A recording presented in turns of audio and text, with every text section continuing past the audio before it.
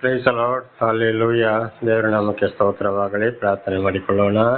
ಸರ್ವ ಸೃಷ್ಟಿಕರ್ತನಾದ ತಂದೆಯ ದೇವರೇ, ಮಗನ ದೇವರೇ, ಪರಿಶುದ್ಧಾತ್ಮನೇ, ನಿಮ್ಮ ನಾಮಕ್ಕೆ ಸ್ತೋತ್ರ ಸ್ವಾಮಿ.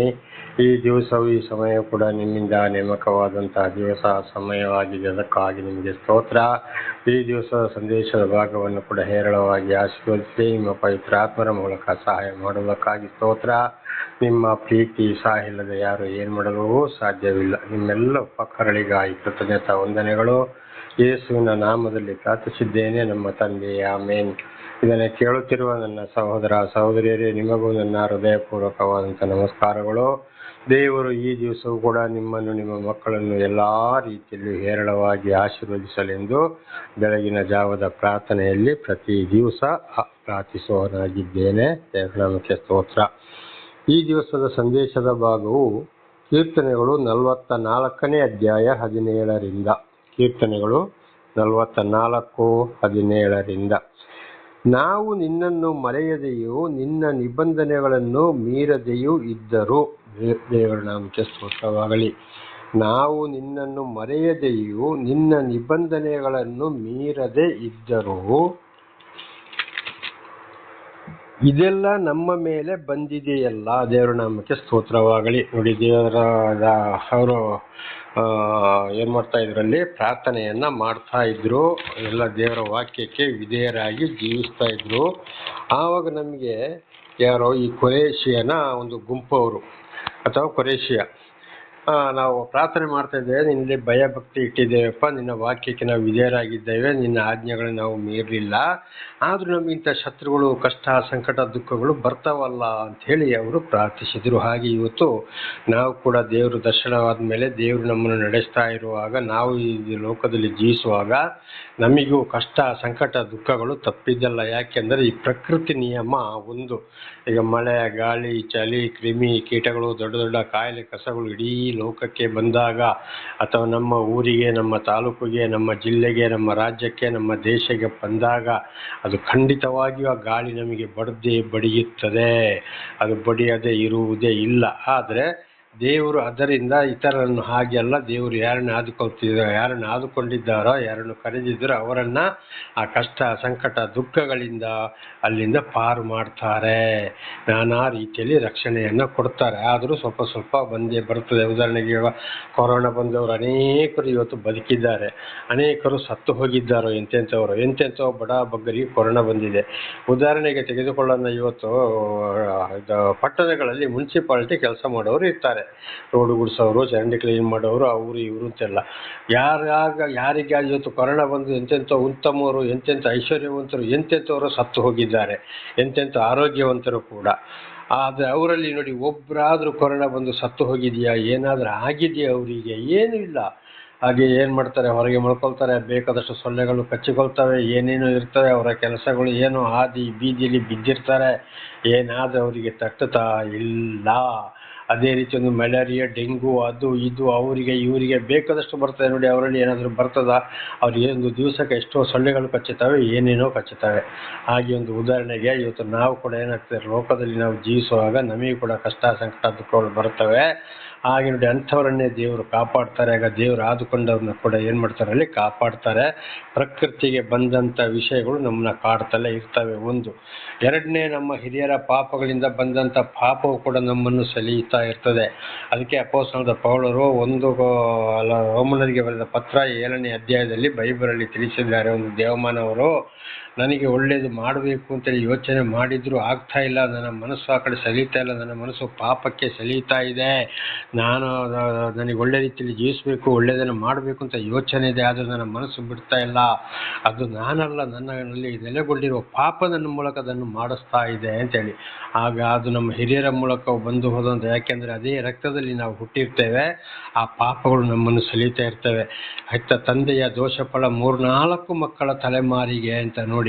ತಾಯಿಯ ಪಾಪ ಅಳಿದು ಹೋಗದಿರಲಿ ಅಂತ ನೋಡಿ. ಈಗ ಉದಾಹರಣೆಗೆ ಒಂದು ಹುಣಸೆ ಮರ, ಆ ಹುಣಸೆ ಮರ ಏನಾಗ್ತದೆ, ಅದರ ಬೇರು ಕೂಡ ಹುಳಿನೇ, ಮರನೂ ಹುಳಿನೇ, ಅದರ ಎಲೆಯೂ ಹುಳಿನೇ, ಅದರ ಹಣ್ಣು ಹುಳಿನೇ, ಅದರ ಬೀಜನು ಹುಳಿನೇ, ಅದನ್ನು ಬದಲಾಯಿಸೋಕ್ಕಾಗ್ತದೆ. ಆ ಗುಣ ಎಲ್ಲಿಂದ ಬಂತು? ಹಾಗೆ ಹಿರಿಯರ ಪಾಪಗಳು ಕೂಡ ಬೆನ್ನಟ್ಟಿಕೊಂಡು ಬರ್ತವೆ. ಒಂದು ವೇಳೆ ಹುಣಸೆ ಮರವನ್ನು ಬದಲಾಯಿಸಿ ಸಿಹಿ ಮಾಡೋದಾದರೆ ಅದು ದೇವರೇ ಮಾಡಬೇಕು ಹೊರತು ಬೇರೆ ಯಾರಿಂದ ಎಷ್ಟೇ ಸ್ಪ್ರೇ ಮಾಡಿದ್ರು, ಎಷ್ಟೇ ಗೊಬ್ಬರ ಹಾಕಿದ್ರು, ಏನೇ ಮಾಡಿದರೂ ಕೂಡ, ಎಷ್ಟೇ ಮಣ್ಣು ಬದಲಾಯಿಸಿದರೂ ಕೂಡ ಅದರ ಗುಣಗಳು ಬದಲಾಗುವುದಿಲ್ಲ. ಹಾಗೆ ಕೆಲವೊಂದನ್ನು ದೇವರು ಏನು ಮಾಡ್ತಾರೆ, ಅಲ್ಲಿ ಬದಲು ಮಾಡಿಬಿಡ್ತಾರೆ ಪಾಪಗಳಿಂದ. ಉದಾಹರಣೆಗೆ ನನ್ನ ಪರವಾಗಿ ನಾನು ಹೇಳಿದೆ, ನಮ್ಮ ಅಜ್ಜ ನಮ್ಮ ತಂದೆ ಇಡೀ ಸಂತಾನವೇ ಒಂದು ಕೆಟ್ಟ ಸಂತಾನ, ಯಾರನ್ನೂ ದೇವರು ಆರಿಸಿಕೊಳ್ಳಿಲ್ಲ, ನನ್ನನ್ನು ಮಾತ್ರ ದೇವರು ಆರಿಸಿಕೊಂಡಿದ್ದಾರೆ. ಸತ್ತು ಮಣ್ಣಿಗೆ ಮಣ್ಣಾಗಿ ಧೂಳಿಗೆ ಧೂಳಾಗಿ ಹೋಗಿ ನಾನು ಇವತ್ತು 31 ವರ್ಷ ಆಗಬೇಕಾಗಿತ್ತು. ಆದರೆ ದೇವರು ಇವತ್ತು ನಾನು ದೇವರ ಸಾಕ್ಷಿಯನ್ನಾಗಿಯೂ ಬೋಧಕನನ್ನಾಗಿಯೂ ಮಾರ್ಪಡಿಸಿದ್ದಾರೆ. ದೇವರ ನಾಮಕ್ಕೆ ಸ್ತೋತ್ರವಾಗಲಿ. ಹಾಗೆ ಬಹಳ ಕಷ್ಟ ಸಂಕಟ ದುಃಖ ಬಂದಿದೆ. ಹಾಗೆ ಕೊರೇಶನಿಗೂ ಕೂಡ ಅದೇ ಗತಿ ಬಂದು ಹೋಯಿತು. ಅದಕ್ಕೆ ದೇವರಲ್ಲಿ ಪ್ರಶ್ನೆ ಮಾಡ್ದ, ನಾನು ನಿನ್ನ ಮಾತಿಗೆ ವಿಧೇಯನಾದ್ನಲ್ಲಪ್ಪ, ಯಾಕೆ ನನಗಿದು ಆಜ್ಞೆಗಳಿಗೆ ವಿಧೇಯನಾಗಿದ್ದೇನೆ, ನಿನ್ನ ಆಜ್ಞೆಗಳನ್ನು ಮೀರಲಿಲ್ಲ, ನನಗೆ ಮತ್ತು ಈ ಕಷ್ಟಗಳು ಯಾಕೆ ಅಂತೇಳಿ. ಅದು ಪ್ರಕೃತಿ ನಿಯಮ ಬಂದೇ ಬರುತ್ತದೆ. ಅದಕ್ಕೆ ಸ್ವಾಮಿಗಳೊಂದು ಮಾತನ್ನು ಹೇಳಿದರೆ, ಈ ಲೋಕದಲ್ಲಿ ಜೀವಿಸುವಾಗ ಬಹಳ ಕಷ್ಟ ಸಂಕಟ ದುಃಖ ಇದೆ, ಶತ್ರುಗಳಿಂದಲೂ ಇದೆ, ಪ್ರಕೃತಿ ನಿಯಮದಿಂದಲೂ ಇದೆ, ನಮ್ಮ ಪಾಪಗಳಿಂದಲೂ ಇದೆ.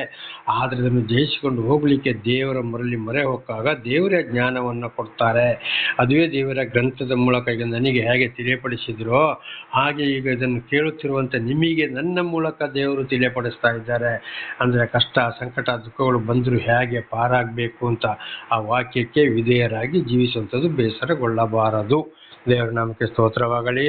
ಪ್ರವಾದಿಗಳಿಗೂ ಸಾಕ್ಷಿಗಳಿಗೂ ಅಂತ ದೇವರೇ ಮನುಷ್ಯನ ಅವತಾರ ಎತ್ತಿ ಬಂದಾಗ, ಅಂದರೆ ಅವರಿಗೆ ಈ ಲೋಕದ ಪ್ರಕೃತಿ ನಿಯಮದಲ್ಲಿ ನೋಡಿ, ಉದಾಹರಣೆಗೆ ಯೇಸು ಶಿಷ್ಯರನ್ನು ಒಂದು ಸಮುದ್ರದಲ್ಲಿ ದೋಣಿಯಲ್ಲಿ ಮುಂದೆ ಕಳಿಸಿದ್ರು.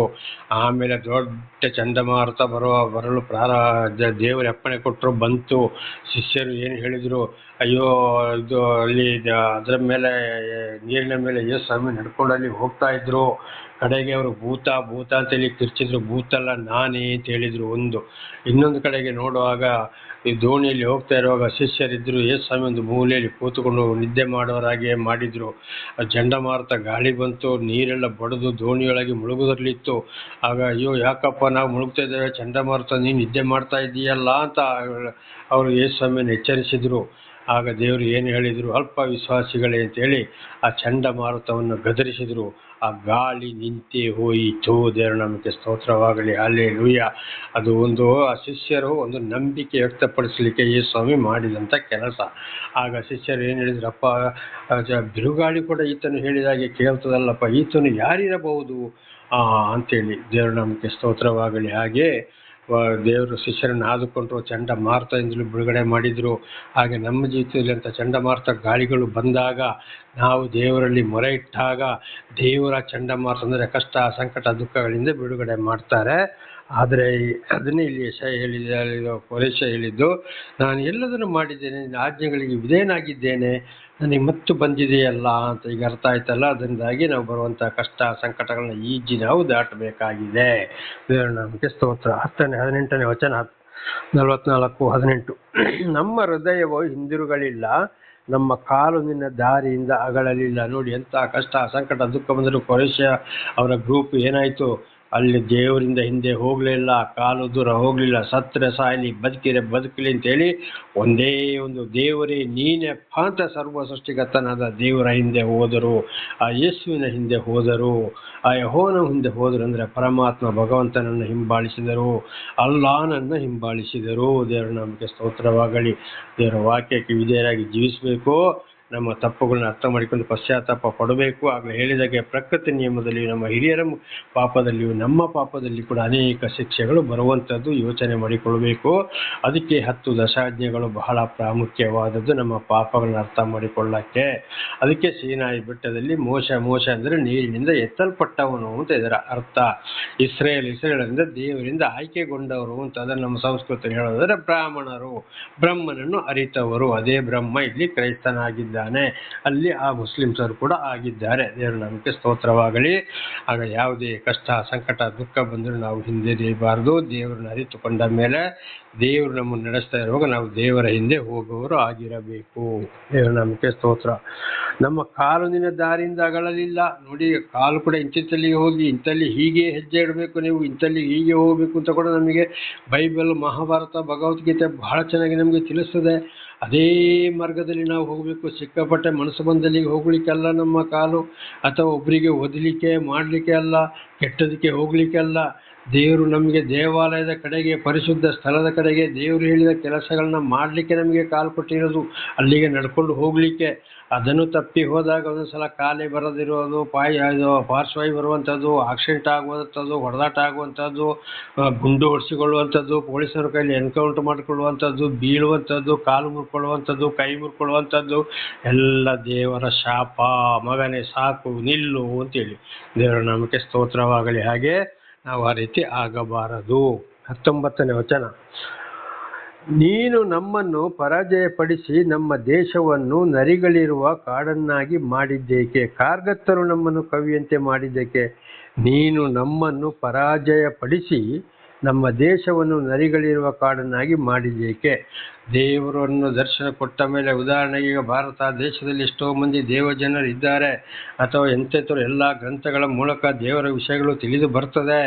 ಆಗ ದೇವರ ಕಡೆಗೆ ತಿರುಗದಿದ್ದರೆ ಶತ್ರುಗಳ ಕೈಗೆ ಒಪ್ಪಿಸಿಕೊಟ್ಟು ಆ ದೇಶವನ್ನು ಶತ್ರುಗಳ ಕೈಗೆ ಕೊಟ್ಟು ಬಿಡ್ತಾರೆ. ಕಡೆಯಲ್ಲಿ ಸರ್ವ ನಾಶವಾಗಿ, ಊರಿಗೆ ಊರೇ ನಾಶವಾಗಿ, ಬರೀ ಕಾಡು ಬೆಳೆದು ನರಿಗಳಿಗೆ, ಕಾಡು ಪ್ರಾಣಿಗಳಿಗೆ ವಾಸ ಮಾಡುವ ಹಾಗೆ ಮಾಡ್ತಾರೆ. ದೇವರು ಇನ್ನು ಮುಂದೆ ಬರುವ ದಿವಸ ಇದುವೇ. ಜನಸಂಖ್ಯೆ ಸಂಪೂರ್ಣವಾಗಿ ಕಾಯಿಲೆಗಳಿಂದ, ಬರಗಾಲಗಳಿಂದ, ನಾನಾ ರೀತಿ ದೇವರ ಶಿಕ್ಷೆಯಿಂದ ಅಳಿದು ಹೋಗಿ ಇಡೀ ಲೋಕದಲ್ಲಿ ಜನಗಳೇ ಇರುವುದಿಲ್ಲ.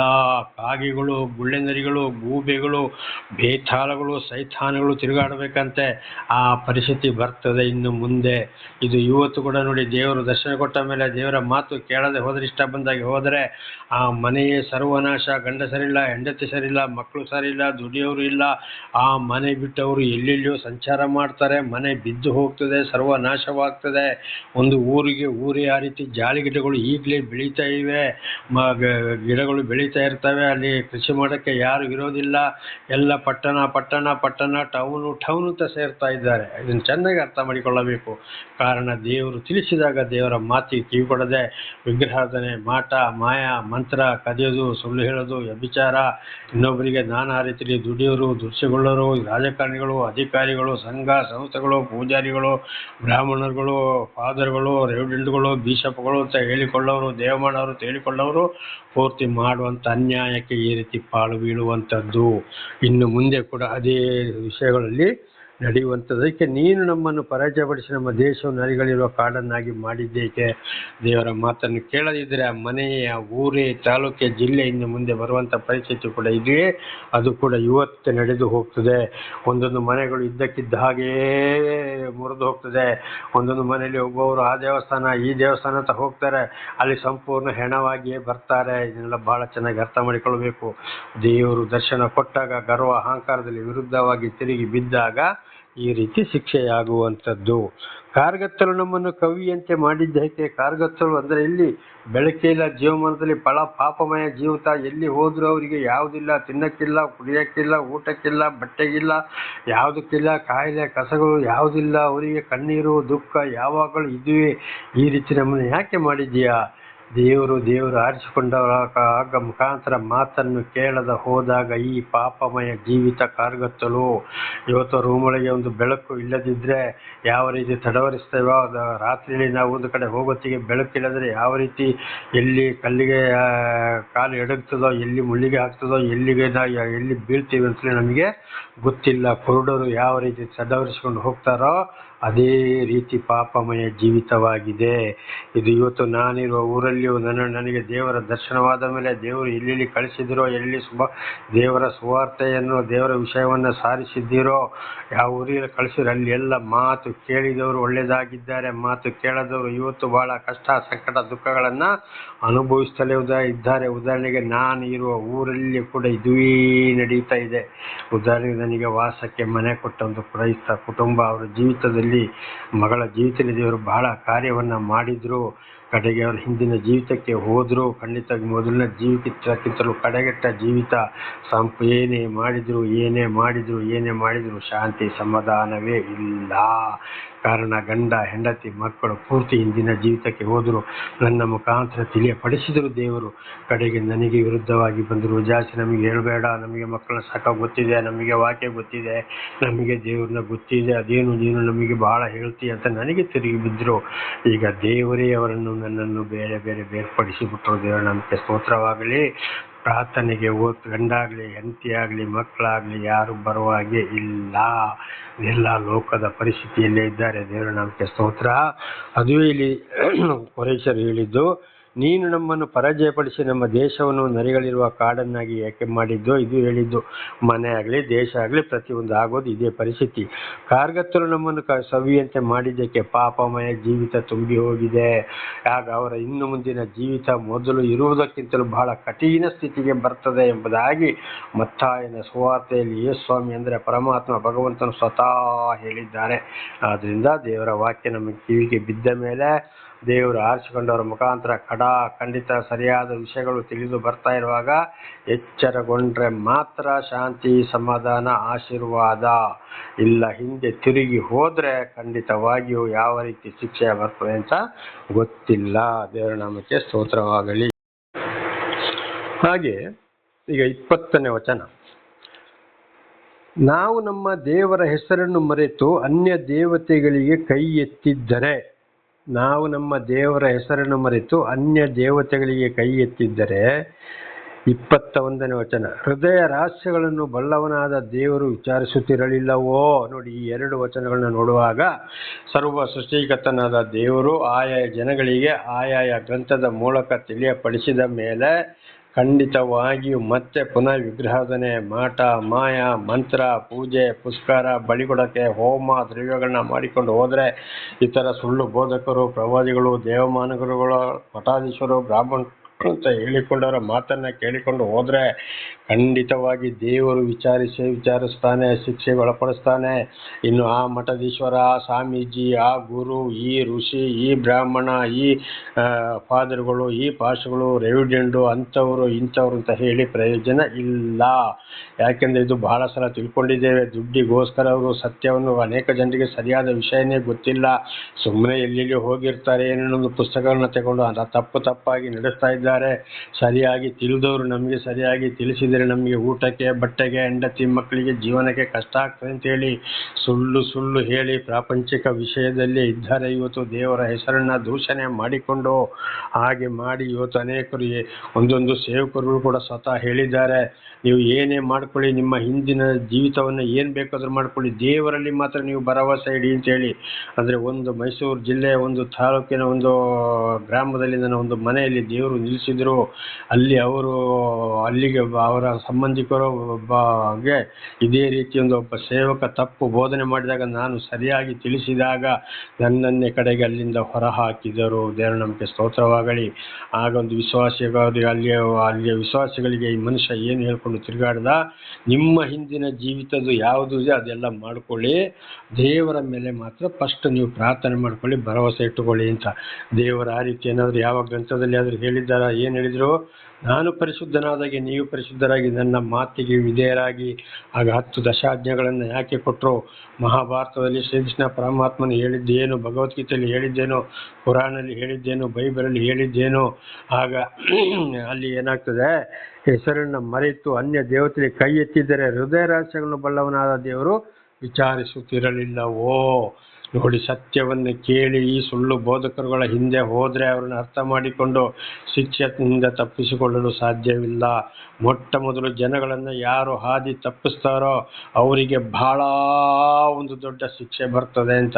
ಈಗ ಉದಾಹರಣೆಗೆ ನಾನು ಹೇಳಿದಾಗ ಮೈಸೂರು ಜಿಲ್ಲೆಯ ಒಂದು ಕಡೆಯ ಒಂದು ತಾಲೂಕಿನ ಕೊಡಗು ಜಿಲ್ಲೆಯ ಗಡಿ ಭಾಗದಲ್ಲಿ ಮೈಸೂರು ಜಿಲ್ಲೆಯ ಒಂದು ತಾಲೂಕಿನ ಒಂದು ಗ್ರಾಮದಲ್ಲಿ ಈ ರೀತಿ ಒಬ್ಬ ಸೇವಕ ಹೇಳಿ ಕಡೆಗೆ ಅವನಿಗೆ ಬೇಕಾಗಿದ್ದು ವಾಸಕ್ಕೆ ಒಂದು ಮನೆ, ಏನೇನೋ ಸುಳ್ಳು ಹೇಳಿ ಎಷ್ಟೆಷ್ಟೋ ಲಕ್ಷ ದುಡ್ಡನ್ನು ತಗೊಂಡು ಅರ್ಧ ಬರ್ಧ ಆಯಿತು. ಕಡೆಗೆ ಬಡದಾಟ ಗಂಡನಿಗೆ ಹೆಂಡತಿಗೆ ತೀರಾ ಹೊಡೆದ್ರು.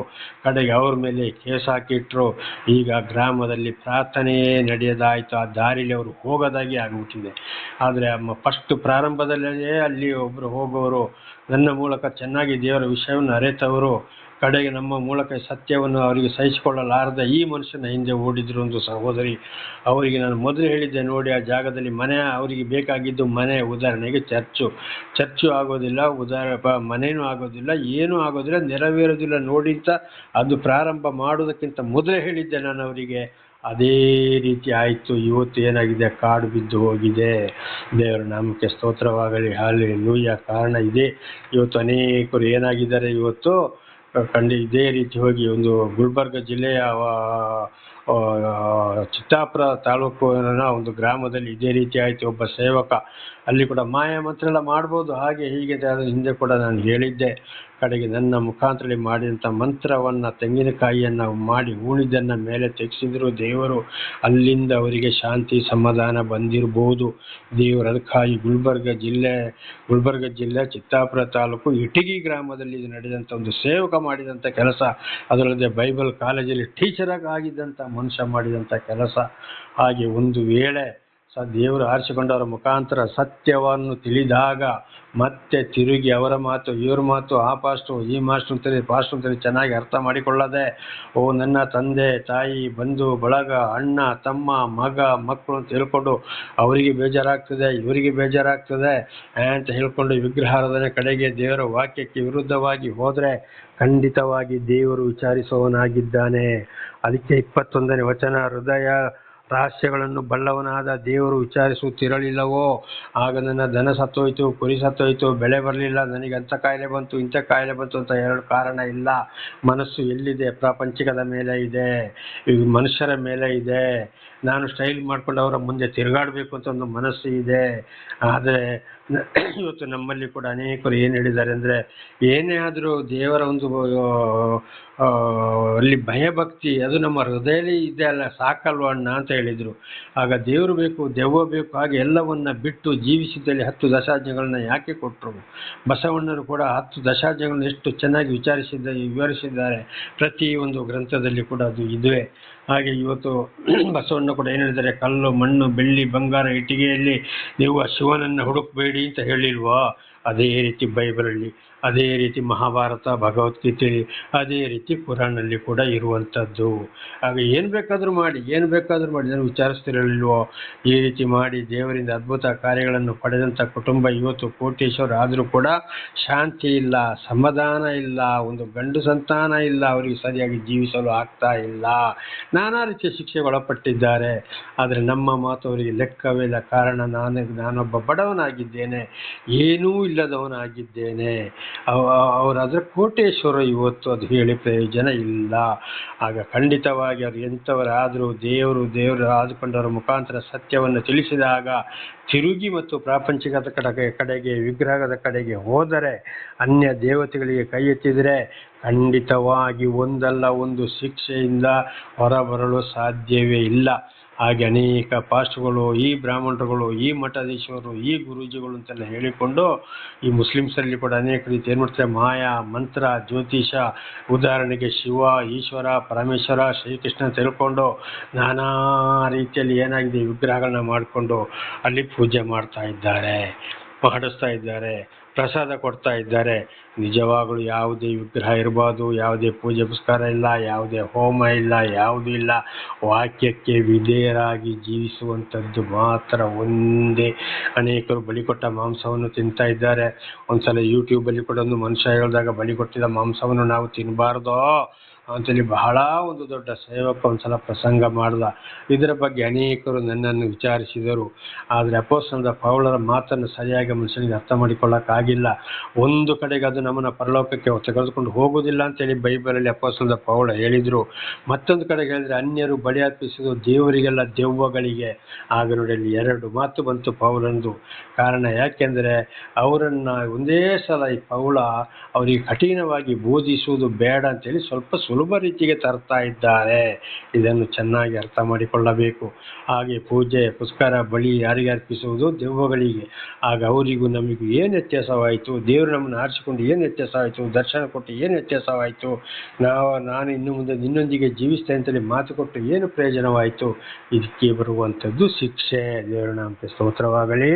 ಹಾಗೆ ನಾವು ನಮ್ಮ ದೇವರ 20ನೇ ವಚನ, ನಾವು ನಮ್ಮ ದೇವರ ಹೆಸರನ್ನು ಮರೆತು ಅನ್ಯ ದೇವತೆಗಳಿಗೆ ಕೈ ಎತ್ತಿದ್ದರೆ, ಕೈ ಮುಗಿದಿದ್ದರೆ, ಅಡ್ಡ ಬಿದ್ದಿದ್ದರೆ, ಹೃದಯ ರಹಸ್ಯಗಳನ್ನು ಬಲ್ಲವನಾದ ದೇವರು ವಿಚಾರಿಸುತ್ತಿರಲಿಲ್ಲವೋ? ನಾನಾ ರೀತಿ ಶಿಕ್ಷೆ ಬರುವಂಥದ್ದು ಇದೆ. ಅನೇಕರು ಇವತ್ತು ಏನು ಮಾಡ್ತಾರೆ, ಪ್ರಾರ್ಥನೆ ಮಾಡಿಸಿಕೊಳ್ತಾರೆ, ಸೇವಕರನ್ನ ಕಚ್ಚಿಕೊಳ್ತಾರೆ, ಚರ್ಚಿಗೆ ಹೋಗ್ತಾರೆ, ಗೊತ್ತಿಲ್ಲದಾಗೆ ಮಾಯ ಮಂತ್ರ ವಿಗ್ರಹಾರಾಧನೆ ಎಲ್ಲೆಲ್ಲಿಗೂ ಹೋಗ್ತಾರೆ, ಮಾಯ ಮಂತ್ರ ಮಾಡಿಸಿಕೊಳ್ತಾರೆ. ಶಿಕ್ಷೆಯಿಂದ ತಪ್ಪಿಸಿಕೊಳ್ಳಲು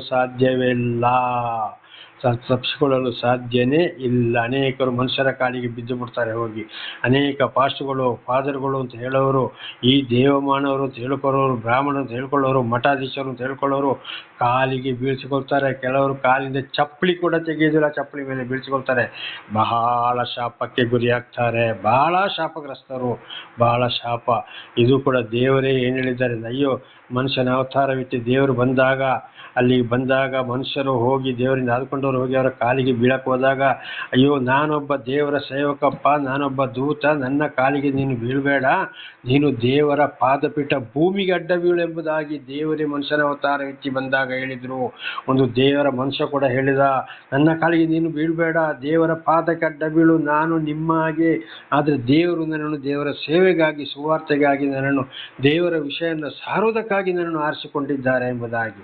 ನಿಜವಾಗಿ ಅರ್ಥವರು ಕಾಲಿಗೆ ಬೀಳಕ್ಕೆ ಬಿಡುವುದಿಲ್ಲ, ಬೀಳಲೇ ಬೇಡ ಅಂತ ಹೇಳ್ತಾರೆ. ದೇವ್ರ ನಮಗೆ ಸ್ತೋತ್ರವಾಗಲಿ. ಆದರೆ ಅನೇಕರು ಏನು ಮಾಡ್ತಾರೆ, ಇವತ್ತು ಕಾಲಿಗೆ ಚಪ್ಪಲಿ ಹಾಕೊಂಡು ಚಪ್ಪಲಿ ಮೇಲೆ ಕಾಲಿಗೆ ಬೀಳಿಸಿಕೊಳ್ತಾರೆ. ಕೆಲವರು ಬಂದು ಕಾಲು ಹಿಡಿ ಅಂತ ಹೇಳಿದ್ದಾರೆ. ಬೆಂಗಳೂರಲ್ಲಿ ಒಂದು ಕಡೆ ಒಂದು ಸಭೆಯಲ್ಲಿ ನಾನು ಒಂದು ಮಕ್ಕಳ ಹಾಸ್ಟೆಲಲ್ಲಿ ಇದ್ದೆ. ಬಹಳ ದೊಡ್ಡ ಮನುಷ್ಯ ಸುಳ್ಳು ಹೇಳಿಕೊಂಡು ತಮಿಳುನಾಡಲ್ಲಿ ಎಷ್ಟೋ ಎಕರೆ ಜಾಗಗಳನ್ನು ಮಾಡಿಕೊಂಡವರು, ಅದು ಪರಲೋಕ ಅಂತ ಹೇಳಿಕೊಂಡು ಒಂದ್ಸಲ ಒಂದು ಮದುವೆ ಕಾರ್ಯಗಳು ನಡೆಯಿತು. ಆವಾಗ ಮದುವೆ ಹುಡುಗನ ಕೈಯಲ್ಲಿ ಬಹಳ ದೊಡ್ಡ ಸೇವಕ, ಹೆಸರುವಾಸಿ ಸೇವಕ ಏನೇ ಇರಲಿ, ಅವರಿಗೂ ಸತ್ಯ ಸುವಾರ್ತೆಯಲ್ಲಿ ವಿಶ್ವಾಸಿಗಳಿಗೆ ಸಾರಿದಾಗ ನನ್ನನ್ನು ಕೂಡ ಆಟೋಮೆಟಿಕ್ ಅಲ್ಲಿಂದ ತಳ್ಳಕ್ಕೆ ನೋಡಿದ್ರು. ಆದರೆ ಒಂದು ಮನುಷ್ಯರು ನನಗೆ ಏನು ಮಾಡಿದ್ರು, ಅಲ್ಲಿಂದ ಸೂಕ್ಷ್ಮ ಕೊಟ್ಟರು, ನೋಡಿ ನಿಮ್ಮನ್ನು ಹೊರಗಡೆ ಕಳಿಸ್ತಾ ಇದ್ದಾರೆ, ಬೇರೆ ಜಾಗ ಬೇಗ ರೆಡಿ ಮಾಡ್ಕೊಳ್ಳಿ ಅಂತ ದೇವರು ಒಂದು ಸಹೋದರನ ಮೂಲಕ ನನಗೆ ತಿಳಿಸಿದ್ರು. ಅದು ಅವ್ರು ನನಗೆ ಹೇಳಕ್ಕೆ ಮೊದಲೇ ಅಲ್ಲಿಂದ ನಾನು ಜಾಗ ಖಾಲಿ ಮಾಡಿದ್ದೆ. ಅಷ್ಟು ದೊಡ್ಡ ಸೇವಕ ಅಂತ ಹೇಳಿಸಿಕೊಳ್ಳೋನು ಕಾಲಿಗೆ ಒಂದು ಕೈಯಲ್ಲಿ ಒಂದು ಸಿಗ್ನಲ್ ಕೊಟ್ಟ, ಬಂದು ಕಾಲಿಗೆ ಬೀಳಿ ಅಂತೇಳಿ. ಖಂಡಿತವಾಗಿ ದೇವರು ಕ್ಷಮಿಸುವುದಿಲ್ಲ. ಬೈಬಲಲ್ಲಿ ಹೇಳಿದೆ, ಮನುಷ್ಯರ ಕಾಲಿಗೆ ಬೀಳಬೇಡಿ. ನಮ್ಮ ತಂದೆ ತಾಯಿಯ ಕಾಲಿಗೆ ಕೂಡ ನಾವು ಬೀಳುವಾಗೆ ಇಲ್ಲ. ತಲೆಬಾಗಿ ಅವರ ಮುಂದೆ ನಿಂತು ನಾವು ಒಂದು ನಮಸ್ಕಾರ ಆಶೀರ್ವಾದ ಮಾಡಪ್ಪ ಅಂತ ಇಷ್ಟೇ ನಾವು ಹೇಳಬೇಕು. ಉದಾಹರಣೆಗೆ ದೇವರೇ ಮನುಷ್ಯನ ಅವತಾರವೆತ್ತಿ ಬಂದಾಗ ಅವರ ತಂದೆ ತಾಯಿಯ ಕಾಲಿಗೆ ದೇವರು ಕೂಡ ಮನುಷ್ಯನಾಗಿ ಬಂದಾಗ ಅಡ್ಡ ಬೀಳಲಿಲ್ಲ. ಕಾರಣ ತಂದೆ ತಾಯಿಗಳು ಪರಿಶುದ್ಧರಲ್ಲ, ಅವರಲ್ಲಿ ಎಷ್ಟೋ ಪಾಪವಿದೆ. ಆದರೆ ಮಾತಿಗೆ ವಿಧೇಯರಾಗಿ ಜೀವಿಸಬೇಕು. ಅವರಿಗೆ ಒಂದು ಆಶೀರ್ವಾದ ಮಾಡಪ್ಪ ಅಂತೇಳಿ ತಲೆ ತಗ್ಗಿಸಿ ನಿಂತುಕೊಳ್ಳಬೇಕು. ಇಷ್ಟೇ. ದೇವರು ನಮಗೆ ಸ್ತೋತ್ರವಾಗಲಿ. ಹಾಗೆ ವಾಕ್ಯಕ್ಕೆ ವಿರುದ್ಧವಾಗಿ ನಡೆದಾಗ ಶಿಕ್ಷೆಯಿಂದ ತಪ್ಪಿಸಿಕೊಳ್ಳಲು ಸಾಧ್ಯವೇ ಇಲ್ಲ. ಅದು ನನ್ನ ಸಹೋದರ ಸಹೋದರಿಯರೇ, ದೇವರು ನನ್ನ ಮೂಲಕ ನಿಮಗೆ ಸತ್ಯವನ್ನು ತಿಳಿಸ್ತಾ ಇದ್ದಾರೆ, ಪರಮಾತ್ಮ ಭಗವಂತನು. ಆದ್ದರಿಂದ ಅದನ್ನೇ ಕೈಗೊಂಡು ನಡೆಯಿರಿ. ದೇವರು ನಮಗೆ ಸ್ತೋತ್ರ. 22ನೇ ವಚನ 44-22. ದೇವರೇ, ನಾವು ನಿನ್ನ ನಿಮಿತ್ತ ದಿನವೆಲ್ಲ ಕೊಲೆಗೆ ಗುರಿಯಾಗಿದ್ದೇವೆ, ಜನರು ನಮ್ಮನ್ನು ಕೊಯ್ಗೆಗಳಂತೆ ಎಣಿಸಿದ್ದಾರೆ. ನೋಡಿ, ಈ ರೀತಿ ಮಾಡೋದ್ರಿಂದ ದೇವರು ವಿಚಾರಿಸಿದಾಗ ನಾನಾ ರೀತಿ ದಿನವೆಲ್ಲ ಕೊಲೆಗೆ, ಅಂದರೆ ಇನ್ನೊಬ್ಬರು ಬೈಯೋದು, ಮಾಡೋದು, ಶಿಕ್ಷೆ, ದುಷ್ಟರ ಕೈಗೆ ಬಯಸಿಕೊಳ್ಳುವಂಥದ್ದು, ಮಾಡುವಂಥದ್ದು, ಚುಚ್ಚಿ ಮಾತನಾಡಿದಾಗ ಏನಾಗ್ತದೆ, ಅಯ್ಯೋ ಈ ಸತ್ತವರಿಗಾದರೂ ಏನೂ ಗೊತ್ತಿರೋದಿಲ್ಲ. ಈ ಜೀವಮಾನವಾಗಿದ್ದು ಇನ್ನೊಬ್ಬರ ನಿಂದೆಗೆ ಪರಿಹಾಸಕ್ಕೆ ಗುರಿಯಾಗುವುದು ಸತ್ತವರಿಗಿಂತಲೂ ಕಡೆ.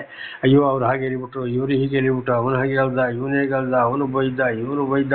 ಯಾಕಪ್ಪ ಇದೆಲ್ಲ ಬರ್ತದೆ? ಕಾರಣ ದೇವರಿಗೆ ಮಾತಿಗೆ ವಿರುದ್ಧವಾಗಿ ಹೋಗುವುದರಿಂದ. ಹಾಗೆ ಅಂಥವ್ರನ್ನ ಬಿಟ್ಟು ನಾವು ಒಳ್ಳೆ ರೀತಿಯಲ್ಲಿ ಬಿಟ್ಟು ಒಳ್ಳೆ ದೇವರ ಜ್ಞಾನದಂತೆ ವಾಕ್ಯ ಅಂತ ನಡೆದ್ರೆ ಇವ್ರು ಯಾಕೆ ನಮ್ಮ ತಂಟೆಗೆ ಬರ್ತಾರೆ? ಬರುವುದೇ ಇಲ್ಲ. ಅದೇ ಕೊಳೆಯ ದಿನವೆಲ್ಲ ಇನ್ನೊಬ್ಬರ ಕೈಯಲ್ಲಿ ನಾವು ಹೇಳಿಸ್ಕೊಳ್ಬೇಕು, ಬಯಸಿಕೊಳ್ಬೇಕು, ಹೊಡೆದಾಟ ಮಾಡಬೇಕು. ಕಾರಣ ಅದುವೇ ಶಿಕ್ಷೆ ಬರುವಂಥದ್ದು.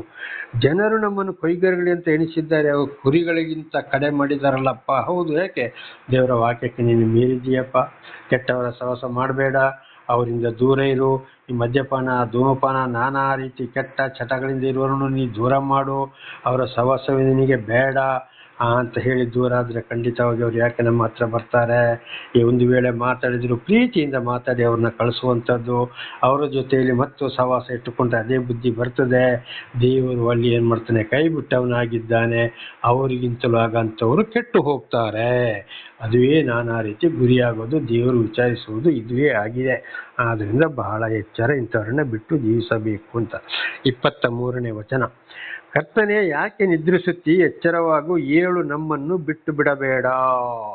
ನೋಡಿ, ಅಂಥ ಕಷ್ಟಗಳಿಗೆ ಗುರಿಯಾದಾಗ ಕಡೆಗೆ ಏನು ಮಾಡಬೇಕು? ಒಂದು ವೇಳೆ ಅಂಥವ್ರ ಜೊತೆಲಿ ಸೇರಿ ನಾನಾ ರೀತಿ ಶಿಕ್ಷೆಗೆ ಗುರಿಯಾದಾಗ ಆದರೂ ದೇವರು ಏನು ಮಾಡ್ತಾರೆ? ಪವಿತ್ರಾತ್ಮರ ಮೂಲಕ ಅಲ್ಲಿ ದೇವರು ಆರಿಸಿಕೊಂಡವರ ಮುಖಾಂತರ ತಿಳಿಸ್ತಾರೆ, ನೋಡಪ್ಪ ಇಂಥವ್ರ ಸಹವಾಸ ಬೇಡ, ಇನ್ನಾದರೂ ಬಿಡು, ನೀನು ಈ ರೀತಿಯಲ್ಲಿ ನೀನು ಜೀವಿಸು, ದೇವರು ನನ್ನ ಮುಖಾಂತರ ನಿನಗೆ ಖಂಡಿತವಾಗಿ ಎಚ್ಚರಿಸ್ತಾ ಇದ್ದಾರೆ ಅಂತೇಳಿ ದೇವರು ಏನು ಮಾಡ್ತಾರೆ? ಪ್ರೀತಿಯಿಂದ ಕೆಲವರ ಬಳಿಗೆ ದೇವರು ಆರಿಸಿಕೊಂಡವರನ್ನ ಕಳಿಸ್ಬೋದು. ಆಗ ಹೇಳಿದಾಗ ಅರ್ಥ ಆದಾಗ ಪಶ್ಚಾತ್ತಾಪ ಪಡಬೇಕು. ಅದು ಇಲ್ಲಿ ನೋಡಿ ಕೊರೇಶ ಹೇಳಿದ್ದು, ಕರ್ತನೆ ಯಾಕೆ ನಿದ್ರಿಸುತ್ತಿ, ಎಚ್ಚರವಾಗು, ಏಳು, ನಮ್ಮನ್ನು ಬಿಟ್ಟು ಬಿಡಬೇಡ. ದೇವರು ನಿದ್ರೆ ಮಾಡ್ತಾನ? ಯಾವಾಗಲೂ ಎಚ್ಚರಣೆ. ದೇವರಿಗೆ ನಿದ್ದೆ ಬೇಕಾ? ಬೇಡ. ಪ್ರತಿ ಒಂದನ್ನು ದೇವರು ಪರಲೋಕದಲ್ಲಿ ಕೂತ್ಕೊಂಡು ಕೆಳಗೆ ನೋಡೋರು ಆಗಿದ್ದಾರೆ, ಪವಿತ್ರಾತ್ಮನ ಮೂಲಕ ನಡೆಸೋರು ಆಗಿದ್ದಾರೆ, ಮಗನಾದ ದೇವರ ಮೂಲಕ ನಮ್ಮನ್ನು ರಕ್ಷಿಸುವವರು ಕೂಡ ಆಗಿದ್ದಾರೆ. ದೇವರ ನಾಮಕ್ಕೆ ಸ್ತೋತ್ರ. ಆಗ ಅರ್ಥವಾದಾಗ ನಾವಲ್ಲಿ ಪಶ್ಚಾತ್ತಾಪ ಪಡಬೇಕು. ಇಂಥವರು ದೇವರೇ ಬಿಟ್ಟು ಬಿಡಬೇಡಪ್ಪ, ನಾನು ತಪ್ಪು ಮಾಡಿದ್ದೆ, ನನ್ನನ್ನು ಕ್ಷಮಿಸು, ಇನ್ನು ಮುಂದೆ ನಾನು ಆ ದಾರಿಯಲ್ಲಿ ಹೋಗೋದಿಲ್ಲ, ನಿನ್ನ ವಾಕ್ಯಕ್ಕೆ ವಿಧೇಯರಾಗಿ ಜೀವಿಸ್ತೇನೆ ಅಂತೇಳಿ ನಾವು ಮುಂದೆ ದೇವರಿಗೆ ಮಾತು ಕೊಟ್ಟು ಜೀವಿಸಬೇಕು, ಪಶ್ಚಾತ್ತಾಪ ಪಡಬೇಕು, ಕ್ಷಮೆಯನ್ನ ಕೇಳಬೇಕು. 24ನೇ ವಚನ, ಯಾಕೆ ವಿಮುಖನಾಗಿದ್ದಿ, ನಮಗಿರುವ ಬಾಧೆಯನ್ನು ಹಿಂಸೆಯನ್ನು ಯಾಕೆ ಲಕ್ಷಿಸುವುದಿಲ್ಲ? ನೋಡಿ, ಯಾಕಪ್ಪ ನನಗಿಂತ ಕಷ್ಟ, ಸಂಕಟ, ದುಃಖಗಳು ನಮಗೆ ವಿರುದ್ಧವಾಗಿದೆಯಲ್ಲ, ನಮಗಿರುವ ಬಾಧೆ ಅಂದರೆ ಕಷ್ಟ, ಸಂಕಟ, ದುಃಖಗಳು ನೀನು ಯಾಕೆ ಲಕ್ಷಿಸುವುದಿಲ್ಲ, ಯಾಕೆ ವಿರುದ್ಧವಾಗಿದೆಯಾ ಅಂತೇಳಿ ಕೊರೇಶ ಏನು ಮಾಡಿದಲ್ಲಿ ಪ್ರಶ್ನೆ ಮಾಡ್ತಾ ಇದ್ದ. ಆದರೆ ಕೆಲವೊಂದು ಸ್ವಲ್ಪ ಇಲ್ಲಿ ಏನಾಗ್ತದೆ, ಇದು ನಮ್ಮ ಜೀವಿತ ಕೂಡ ನಮ್ಮ ತಪ್ಪುಗಳು ಅರ್ಥ ಆಗುವುದಿಲ್ಲ. ಸರಿಯಾಗಿ ಸತ್ಯ ಸುವಾರ್ತೆಯನ್ನು ಕೇಳಿದಾಗಲೇ ಈಗ ಅನೇಕರಿಗೆ ಅರ್ಥ ಆಗ್ತಾ ಇದೆ, ಯಾಕೆ ದೇವರೊಂದಿಗೆ ಇದ್ರೂ ಕೂಡ ಶಿಕ್ಷೆ ಬರ್ತದೆ ದೇವರಿಗೆ ವಿರುದ್ಧವಾಗಿ. ಎರಡನೇ ಪ್ರಕೃತಿ ನಿಯಮ, ಮೂರನೇದಾಗಿ ದೇವರು ಶೋಧನೆ ಕೂಡ ಒಳಪಡಿಸಬಹುದು. ಬಹಳ ಎಚ್ಚರವಾಗಿ ಅದಕ್ಕೆ ದೇವರ ವಾಕ್ಯಗಳನ್ನು ಯಾವಾಗಲೂ ನಮ್ಮ ಹೃದಯದಲ್ಲಿ, ಮನಸ್ಸಿನಲ್ಲಿ ಇಟ್ಟುಕೊಂಡು ನಾವು ಮುಂದೆ ಸಾಗಬೇಕು. ದೇವರ ನಾಮಕ್ಕೆ ಸ್ತೋತ್ರವಾಗಲಿ. ಆವಾಗಲೇ ಶಾಂತಿ, ಸಮಾಧಾನ, ಆರೋಗ್ಯವನ್ನು ದೇವರು ನಮಗೆ ದಯಪಾಲಿಸುವಂಥದ್ದು. ಕಷ್ಟ, ಸಂಕಟ, ದುಃಖದಲ್ಲಿದ್ದಾಗಲೂ ದೇವರು ಆರಿಸಿಕೊಂಡವರ ಮುಖಾಂತರ ತಿಳಿಯಪಡಿಸ್ತಾರೆ. ಪಶ್ಚಾತ್ತಾಪ ಪಟ್ಟು ಸರಿಪಡಿಸಿಕೊಂಡ್ರೆ ಮಾತ್ರ ಆಶೀರ್ವಾದ, ಇಲ್ಲದ್ರೆ ಖಂಡಿತವಾಗಿ ಆಶೀರ್ವಾದ ಹೊಂದಲು ಸಾಧ್ಯವೇ ಇಲ್ಲ. ಇದು ನಾಳೆಗೂ ಮುಂದುವರಿಯುತ್ತದೆ. ಪ್ರಾರ್ಥನೆ ಮಾಡಿಕೊಳ್ಳೋಣ. ಸರ್ವ ಸೃಷ್ಟಿಕರ್ತನ ತಂದೆಯ ದೇವರೇ, ಮಗನ ದೇವರೇ, ಪರಿಶುದ್ಧಾತ್ಮನೇ, ನಿಮ್ಮ ನಾಮಕ್ಕೆ ಸ್ತೋತ್ರ ಸ್ವಾಮಿ. ಇವತ್ತಿನೊಂದು ಸಂದೇಶವನ್ನು ನನ್ನ ಸಹೋದರ ಸಹೋದರಿಗೆ ಬಿಡಿಯಾಗಿ ನೀವು ತಿಳಿಸಿದ್ದಕ್ಕಾಗಿ ಸ್ತೋತ್ರ. ಅವರು ಏನಾದರೂ ಇದರಲ್ಲಿ ತಪ್ಪಿ ಹೋಗಿದ್ದರೆ ಅವರನ್ನು ಕ್ಷಮಿಸಿರಿ. ನಿಮ್ಮ ವಾಕ್ಯಕ್ಕೆ ವಿಧೇಯರಾಗಿ ಜೀವಿಸಲು ಬೇಕಾದಂಥ ವಿಶೇಷವಾದ ಜ್ಞಾನವನ್ನು ಕೊಟ್ಟು ಅನುಗ್ರಹಿಸಿರಿ. ನಿಮ್ಮ ಕಾವಲು ದೂತರ ಮೂಲಕ ರಕ್ಷಿಸಿರಿ. ಪವಿತ್ರಾತ್ಮರ ಮೂಲಕ ವಿಶೇಷವಾದ ಜ್ಞಾನವನ್ನು ಕೊಡಿರಿ. ಅವರ ಮಕ್ಕಳಿಗೂ ಅವರು ಇದನ್ನು ತಿಳಿಸಿ ಅವರೆಲ್ಲರೂ ವಾಕ್ಯಕ್ಕೆ ವಿಧೇಯರಾಗಿ ಜೀವಿಸಿ ನಿಮ್ಮಿಂದ ಆಶೀರ್ವಾದ ಹೊಂದಿ ನಿಮ್ಮ ಚಿತ್ತಾನುಸಾರ ಇತರರಿಗೆ ಸಾಕ್ಷಿಗಳಾಗುವಂತೆ ಮಾರ್ಪಡಿಸಿರಿ. ನಾನು ಕೂಡ ಹೆಚ್ಚೆಚ್ಚು ತಿಳಿದುಕೊಳ್ಳುವಂತೆ ನೀವು ಮಾಡಿದಕ್ಕಾಗಿ ನಿಮಗೆ ಸ್ತೋತ್ರ. ಯೇಸುವಿನ ನಾಮದಲ್ಲಿ ಪ್ರಾರ್ಥಿಸಿದ್ದೇನೆ ನಮ್ಮ ತಂದೆಯೇ, ಆಮೇನ್. ಇದನ್ನು ಕೇಳುತ್ತಿರುವ ನನ್ನ ಸಹೋದರ ಸಹೋದರಿಯರೇ, ನಿಮಗೂ ನನ್ನ ಹೃದಯಪೂರ್ವಕವಾದ ಧನ್ಯವಾದಗಳು. ದೇವರು ನಿಮ್ಮನ್ನು, ನಿಮ್ಮ ಮಕ್ಕಳನ್ನು ಕೂಡ ಎಲ್ಲ ರೀತಿಯಲ್ಲಿ